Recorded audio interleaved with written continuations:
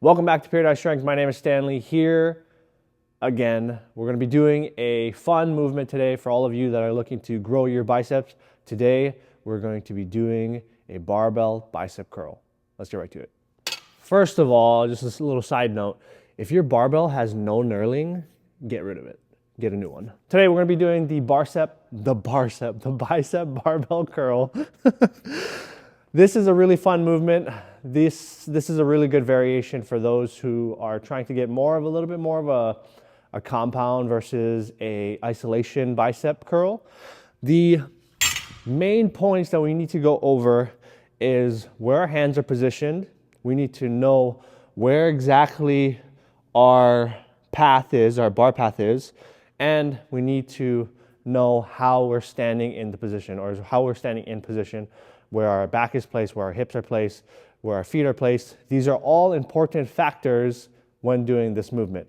If we are not considering those factors, what we can end up is bad form. We can end up having bad technique, bad form. We can end up having pain in the low back, maybe even in the shoulders, in our traps, if everything's not in the right place. So be careful with this movement. Start light. If you got lighter than barbell, you know, at the commercial gyms, they have like straight bars that have pretty much like dumbbells or weight attached to it. On the sides, pretty much a smaller barbell. Start off light and then work your way up. Standard barbells are 45 pounds or 20 kilos. So just try to figure out what works best for you. Start light, bring it up later. With a barbell, generally, you'll be staying around the lower rep range. I haven't done a bicep curl with a barbell over 30 reps in a long time, but you can do whatever you like. There's so many ways and so many different things that you can do with a barbell, so this is just one of them. Okay, so when we're doing a bicep barbell curl, first we're gonna start off with our hands, or where our hands are placed. Where our hands are placed is very important because that will determine and affect how we bring it up. So you don't necessarily want it too wide here. You also don't want it too close necessarily. And like I said, this is just a variation of it. This is how you can normally do it without any variation, without any nuance. This is generally how you would do this movement.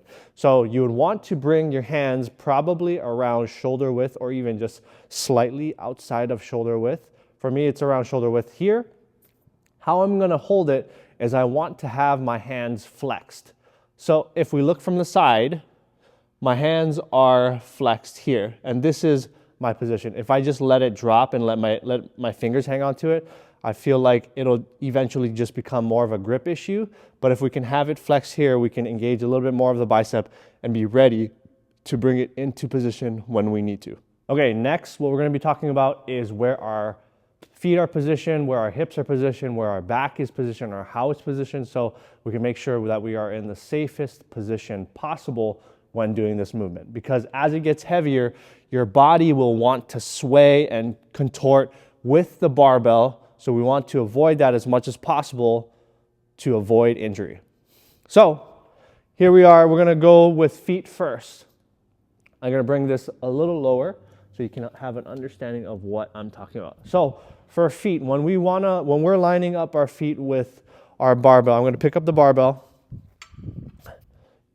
And when we're lining up our feet, it honestly just depends on how comfortable you are and where you feel stable. So some people like a closer grip when they're standing when they're just in their standing position. Some people like a wider stance here.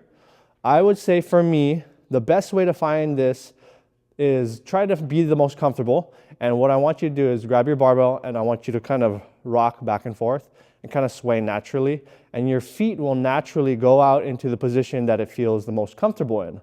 When you are there, that's when you can keep it there and use this position for your barbell curl. All right, what we have to worry about next is where our knees are and our hips are placed as well.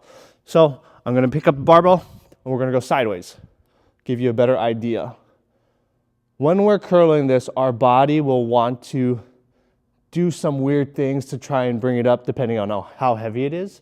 So remember, start light, but For example, where I want my knees and my hips to be, first my knees will be slightly bent with a soft bend, and then my hips will be slightly back.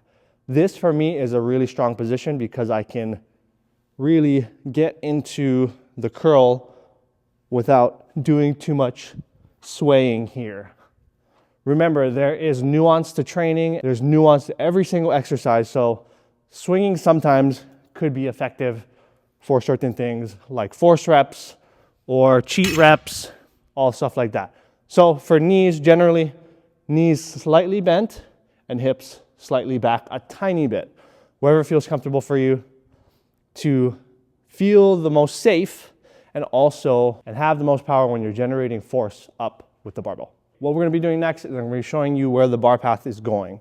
So for this specific tutorial, the bar path for me is going to be the bar path that is the most difficult, in the sense of the most difficult as the hardest to bring up, that requires the most force, and also the safest. So what that looks like will be pretty much having the barbell in front of me the entire time. I know that sounds funny because obviously the barbell is in front of me the whole time.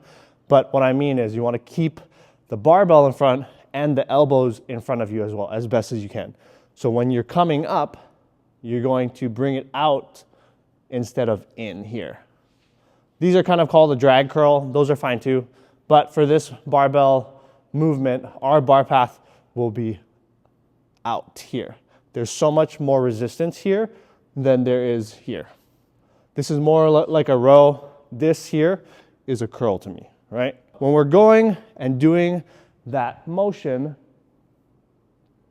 we want to make sure that our elbows and our shoulders are coming in front here. So this is where I'm going to start the movement. And as I get to here, this is where I can bring the barbell up. And I like to personally bring it up to probably the bridge of my nose or my forehead even. So it'll come here. And as I come up, my elbows will start to tuck in here.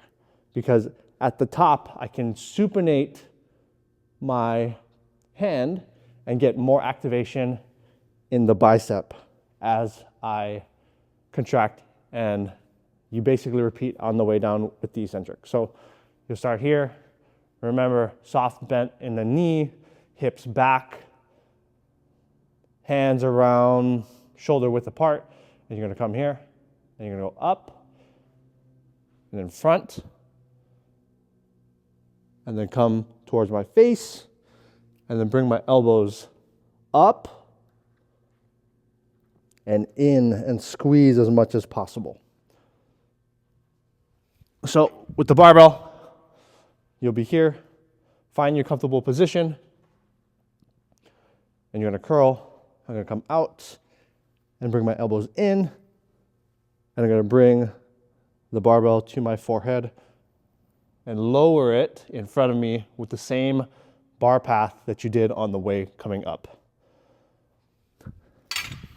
Okay, before we go, 2 things. Subscribe if you're not subscribed to the channel. And these are a few tips that help me with this exercise, and this has benefited me while I've been training this exercise. So first tip is making sure that the eccentric portion is really controlled, that you're not just letting it drop. When you let things drop like that, can be very scary and very dangerous. There's a lot of injury potential that happens there, especially as you get to the bottom. You don't want this sudden drop and your bicep is fully extended, your elbow's fully extended, and it's just not gonna feel good. So slow eccentric, control it. If you wanna train safe, you don't wanna train safe, don't listen to me. If you wanna train safe and get the most benefit that you can, really slow on the way down, slow as you can, controlled. It doesn't need to be 10-second eccentric.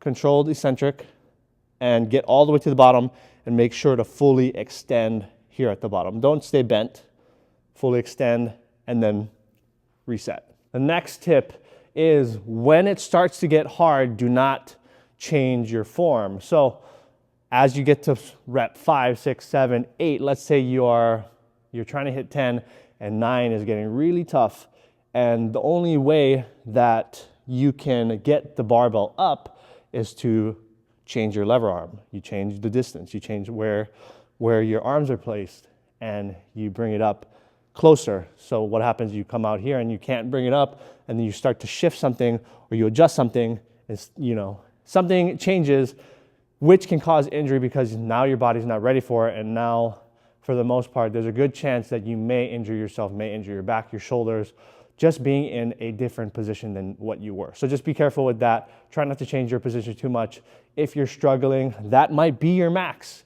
You might hit here and you might not be able to come up further. 9 might be all you can do. So if that's it, write it down in your book, type it in your notes, and then next time maybe you can hit 10 as you slowly progress through this movement. All right, thank you so much for watching this video. If you guys like this video, like, comment, and subscribe. Tell me your favorite bicep exercise or your favorite curl exercise. And if it's not here on this channel, I will make sure to get it out to you. Just comment it down below, and I would love to see and get your comments and your feedback on these videos. Remember, these are all videos that you can use, and these are all free.